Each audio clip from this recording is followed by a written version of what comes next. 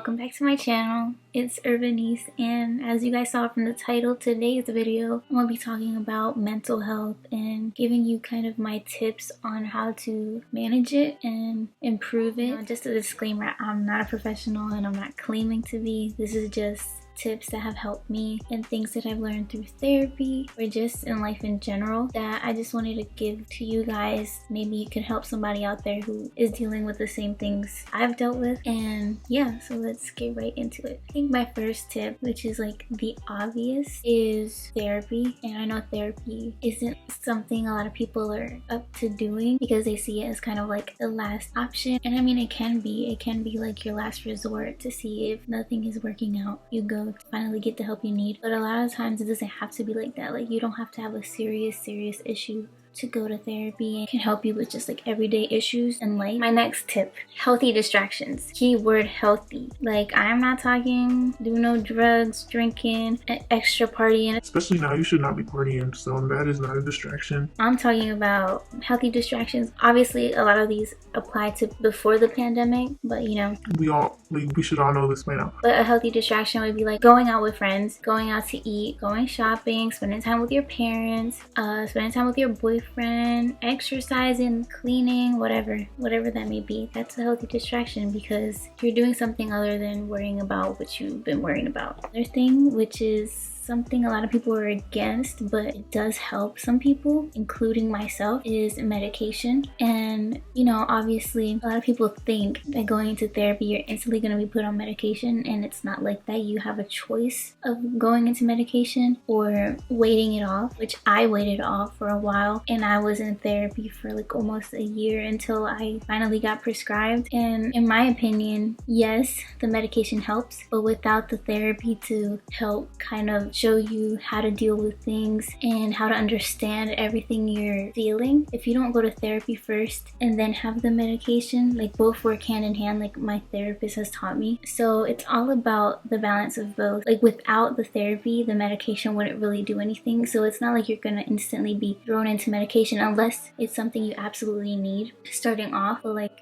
I think it's a fear that everybody has, which I had myself. So the next thing for me is self-care. Self-care is so important because a lot of people forget about themselves and forget to take care of themselves. A lot of the times, due to just everyday things that keep us busy, people forget to put themselves as a priority. So my tips on that is honestly taking some time for yourself. It could be some time every day or a few times a week. Just some time that's for you. Some time where you can, I don't know, pamper yourself. Do face masks, do your nails, fix your hair, have a day where you do your makeup, you do your skincare. If I'm starting to feel like I'm not taking care of myself and I'm kind of letting myself go in a way, that does not help my mental health at all. Like, it makes it significantly worse. That's just the person that I am. So if I do those little things to keep myself feeling good, it automatically boosts my mood and everything. So that's like a big thing for me. Another thing, which I haven't really been doing lately, but I'm gonna get back into, is working out. That's something that can really help your mental health, help release anxiety, help depression. It helps so much. Another thing that can really help you is to find a new hobby. And honestly, it can be whatever. Like, it can be dancing, it could be working out, it can be anything that you like, that you feel like, oh yeah,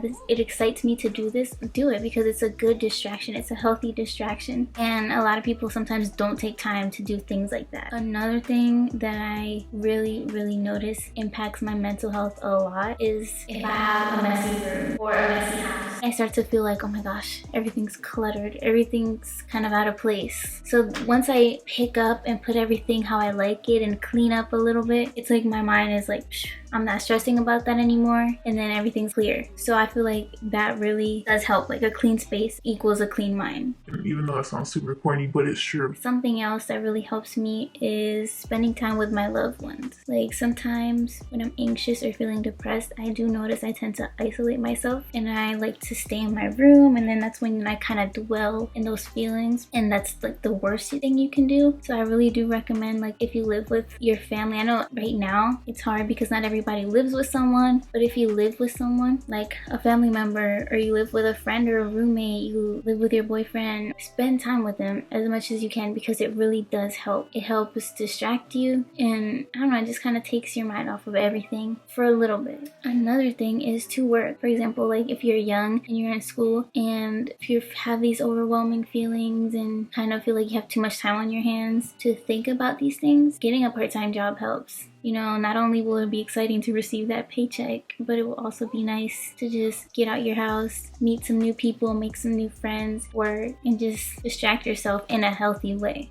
Something else is to take some time to actually think about the things you're worrying, which is not the same as dwelling in those feelings and those thoughts every single hour of the day. That's not what it is. And it's not thinking about this every single day either, because that can also be a little bit unhealthy. But at least taking some time every now and then to kind of refocus and remember what you gotta work on, because distracting yourself all the time isn't good either, because it kind of just keeps everything inside and it festers in there, and then eventually it explodes. So I feel like every now and then you kind of rethink everything and think, okay, this is the thing that I was struggling with. This is what I'm gonna do to improve. This is how I've improved. And then talking to someone about it. It could be either a professional or a friend that you trust or a family member that you trust, and kind of just going into those thoughts and releasing them and not letting them inside, because that's when it becomes unhealthy. Another thing is speak nicely to yourself, and it's also easier said than done, but honestly, what you think about yourself is what you become. My therapist has told me that if you're constantly saying, oh, I'm not worth it, I'm ugly, I'm a failure, this is that, that's what you're gonna be, because that's the only mentality you have, and you're not gonna work towards what you want. So you have to be positive and kind to yourself, just like you would be to any one of your friends. And sometimes it's hard, but you gotta reprogram your mind, because usually a lot of people, as soon as they wake up, the first thought they have is something negative about themselves. So try practicing that. Try being like, waking up and being like, I'm a great person, I'm a nice person, I'm pretty, I'm gonna be successful, I'm enough, I'm worth it. Saying those things to yourself every single day can retrain you to think, okay, I'm good enough, and it will ultimately just make you feel better about yourself, because you're talking to yourself in a nicer way. And that goes kind of hand in hand with manifesting, which a lot of people don't believe in. Some people do. I don't know if I believe in it much.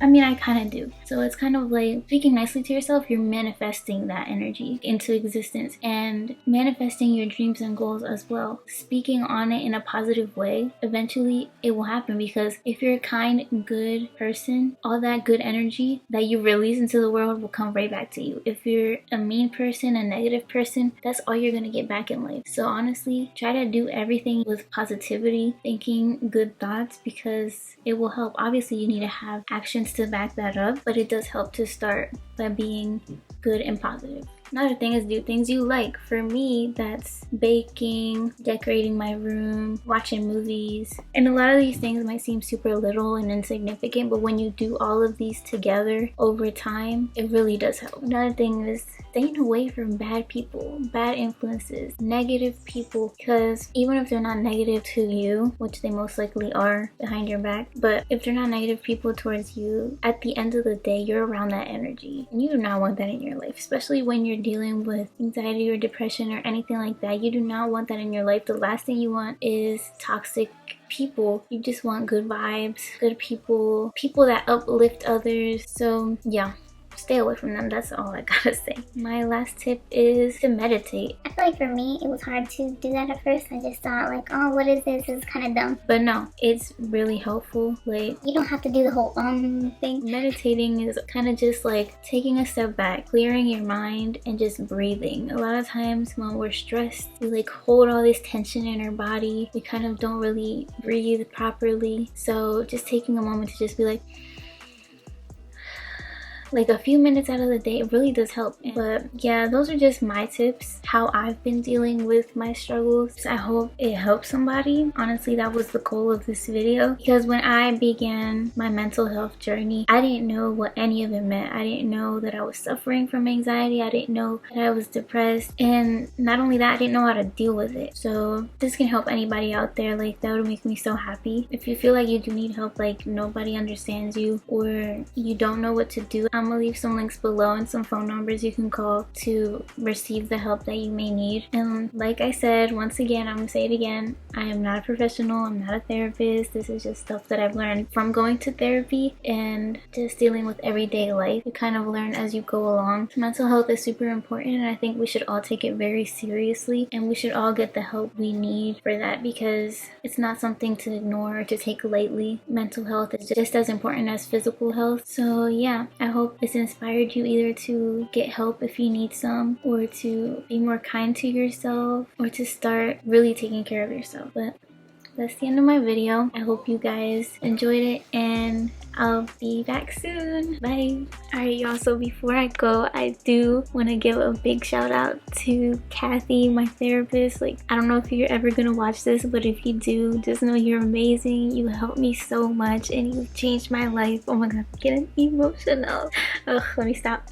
But you've changed my life for the better, and I've grown so much as a human being because of you, because of everything you've taught me. And I'm just so grateful and thankful for you, and not only her but also my family and my boyfriend who have helped me throughout this journey together. But it all started with Kathy, so thank you. Okay, bye.